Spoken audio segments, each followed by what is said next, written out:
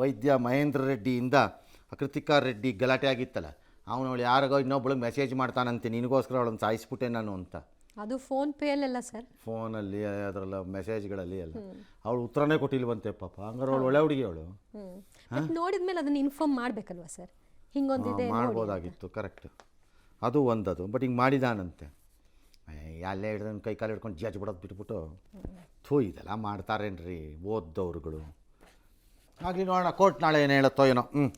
Metro ಬೆಂಗಳೂರಿಗರ ಮತ್ತೊಂದು ಬಹುನಿರೀಕ್ಷಿತ pink metro line ಲೋಕಾರ್ಪಣೆಗೆ ಮುಹೂರ್ತ ನಿಗದಿಯಾಗಿದೆ. 2026 ಮೇ ತಿಂಗಳಲ್ಲಿ ಸಂಚಾರಕ್ಕೆ ಮುಕ್ತವಾಗುತ್ತೆ ಅಂತ DCM ಸೋಷಿಯಲ್ ಮೀಡಿಯಾಲಿ ಮಾಹಿತಿ ಹಂಚಿಕೊಂಡಿದ್ದಾರೆ. ಆಯ್ತು, ಬಾಗ್ಲಿ 26 ತಾನೇ.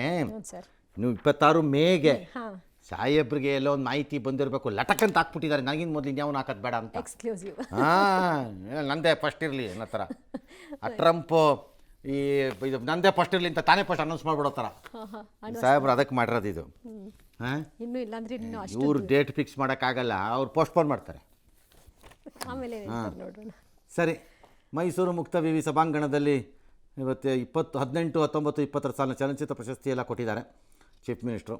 ಪಬ್ಲಿಕ್ TV ಸಿನಿಮಾ ವಿಭಾಗದ ಮುಖ್ಯಸ್ಥ ಡಾಕ್ಟರ್ ಶರಣು ಹುಲ್ಲೂರ್ ಅವ್ರಿಗೂ ಪುರಸ್ಕಾರ ಕೊಟ್ಟಿದ್ದಾರೆ, ಪ್ರಶಸ್ತಿ.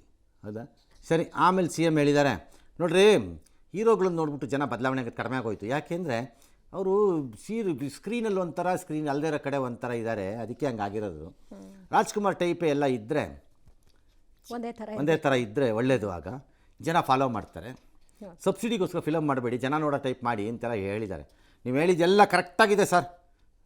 ನಿಜ ಜೀವನದಲ್ಲಿ ಒಂಥರ ಇರೋದು, ಸಿನಿಮಾದಲ್ಲಿ ಒಂಥರ, ಅದೇ ಥರ ರಾಜಕಾರಣದಲ್ಲಿ ಒಂಥರ ಇರೋದು, ಪ್ರೈವೇಟಾಗಿ ಒಂಥರ ಇರೋದು ಅಂಥದ್ದು ಇದೆ.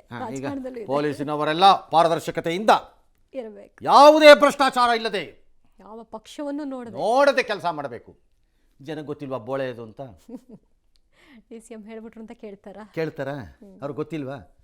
ಹಂಗೆ ನೀವು ಇರಬಾರ್ದು ಅಂತ ನಮ್ಮ ವಾದಪ್ಪ. ಏನಂತೀರಿ? ಜೀನಿ ಸ್ಲಿಮ್ ರೆಫರ್ ಮಾಡ್ಬೇಕಾದ್ರೆ ಕಾರಣ ಏನಂದ್ರೆ ವೇಟ್ ಲಾಸ್ ಸಲುವಾಗಿ ನನ್ ಬಾಳ ಜನ ಕೇಳಿದ್ರು. ಫಸ್ಟ್ ನಾನ್ ತಗೊಂಡು ನನಗೆ ರಿಸಲ್ಟ್ ಬಂದ್ಮೇಲೆ ಆಮೇಲೆ ನಾನು ಜೀನಿ ಸ್ಲಿಮ್ ಇನ್ನೊಬ್ಬರಿಗೆ ಪ್ರಿಪೇರ್ ಮಾಡಿದ್. ಸುಸ್ತಾಗೋದು ಕಡಿಮೆ ಆಯ್ತು, ವೀಕ್ನೆಸ್ ಅದು ಏನೂ ಇಲ್ಲ, ಪೂರಾ ಹೆಲ್ದಿ ಅದೇನೆ. ವೇಟ್ ಜಾಸ್ತಿ ಇರೋರಲ್ಲಿ ಏನೇ ಡೌಟ್ ಇಲ್ಲದೆ 100% ಬಳಸಬಹುದು. ಪ್ರತಿದಿನ ನಮ್ಮ ಜೀನಿ ಸ್ಲಿಮ್ ನ ಯೂಸ್ ಮಾಡಿ ಯಾವುದೇ ಸೈಡ್ ಎಫೆಕ್ಟ್ ಇಲ್ದಂಗೆ ನೀವು ಸಣ್ಣ ಆಗ್ತೀರಾ.